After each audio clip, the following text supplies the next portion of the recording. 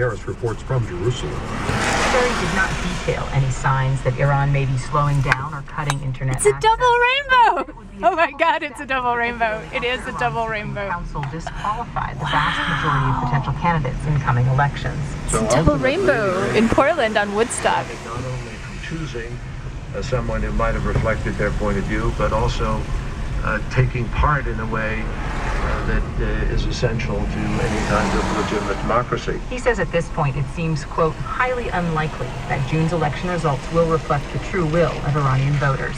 Emily Harris, NPR News, Jerusalem. On Wall Street today, the Dow closed up 8 points to 15,303, but the S&P and NASDAQ were both down a fraction for the week. The Dow's off 0.3%, while the S&P and NASDAQ each lost 1.1%. This is NPR. This is OPB News. I'm Beth Hyams.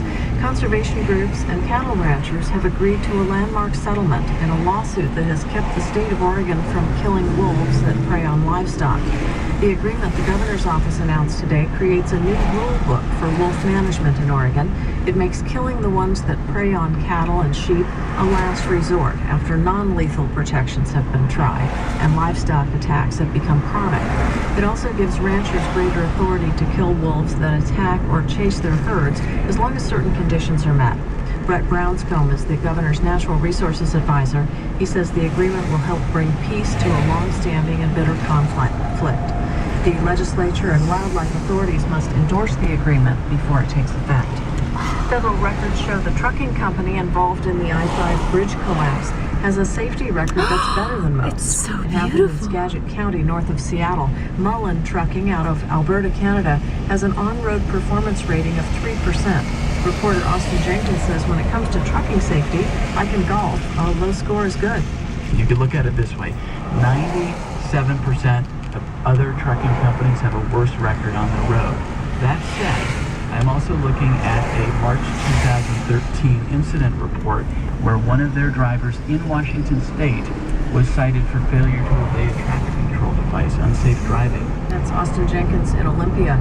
Investigators from the National Transportation Safety Board are on the scene of the bridge failure. The driver was hauling an oversized piece of oil rig equipment when it struck the bridge superstructure. It's possible the state could demand the truck company's insurance pay for some or all of the damages, now pegged at $15 million. Lori Nordgillen lives in Mount Vernon, near where the bridge collapsed. She says the bridge is He's getting the double rainbow the neighboring too. towns of Mount Vernon and Burlington. Wow. A lot of people shop, work, and regularly commute between the two places. The traffic would be a big issue. I've already been thinking about, okay, where am I going to go grocery shopping without having to go across the bridge? Not so much that there isn't a way to go, but it's going to be very congested if they run all that I-5 traffic. Nordgillen points out that section of I-5 is part of a heavily used route between Canada and Point South. This is OPB News.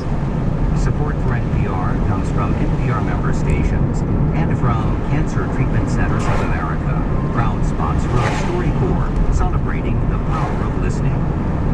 In the weather for Oregon this weekend, it looks partly to mostly cloudy. There's a chance of showers in eastern It's a Oregon, double wind-day thunderstorms rainbow. over the weekend.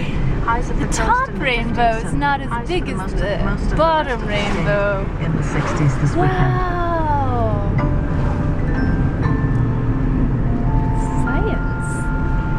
It's great. From NPR News, this is All Things Like Considered. science. I'm Melissa Block. And I'm Robert C.